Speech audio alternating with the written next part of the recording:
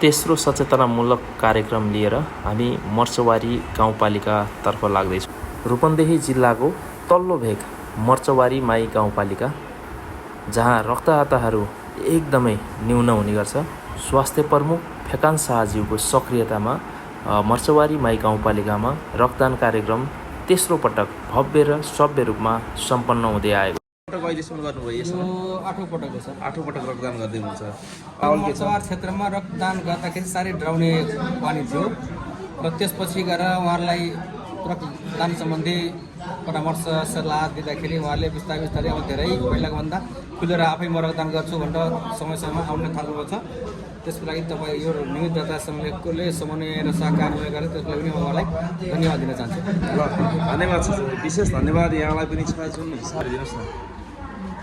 मेरो नाम परिचय दिएको, मेरो नाम अखिलेश कुमार राव, घर चाहिँ मेरो मर्चवारी माई छ बगुली हो। अब मेरो पेसा चाहिँ म अहिले मर्चवारी गाउँपालिकामा पब्लिक हेल्थ अफिसर कार्यरत छु। ब्लड डोनेसन हामीले दिनुपर्छ। अब ब्लड डोनेसन आफू दियो भने आफूलाई फाइदा हुन्छ, अरूलाई पनि फाइदा हुन्छ। चाहिँ आज पाँचौँ पटक भइसक्यो। पाँचौँ पटक। अनि तपाईँले पहिलोचोटि दिँदै गर्दाखेरिको अनुभवहरू पनि सुनाइदिनुहोस् न थोरै।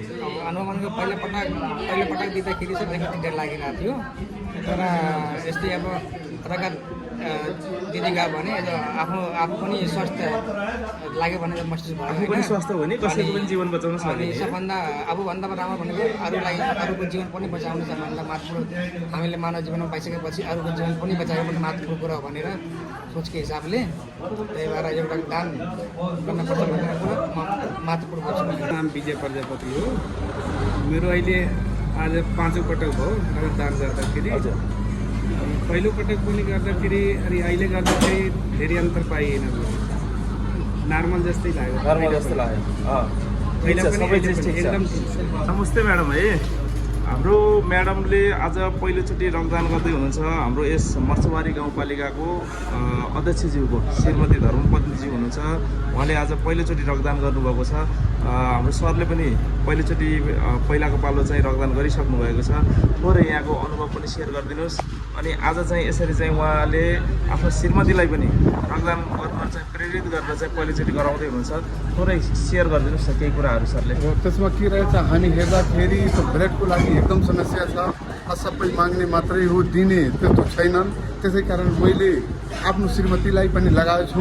पहिला मैले पनि ब्लड दिएको छु र फेरि 2-3 महिनापछि फेरि दिने हो, किनभने ब्लडबाट कसैको जान जोगाउन सकिन्छ भने एउटा धारणा रहेछ। एकदमै सर, धन्यवाद छ, विशेष धन्यवाद छ हाम्रो मर्चवार गाउँपालिकाको अध्यक्षज्यूलाई, जसले आज चाहिँ आफ्नो धर्मपतिलाई पनि उपस्थित गराएर यसरी चाहिँ रक्तदान कार्यमा चाहिँ सक्रिय बनाउनु भएको छ। विशेष धन्यवाद छ है त सरलाई। हस्।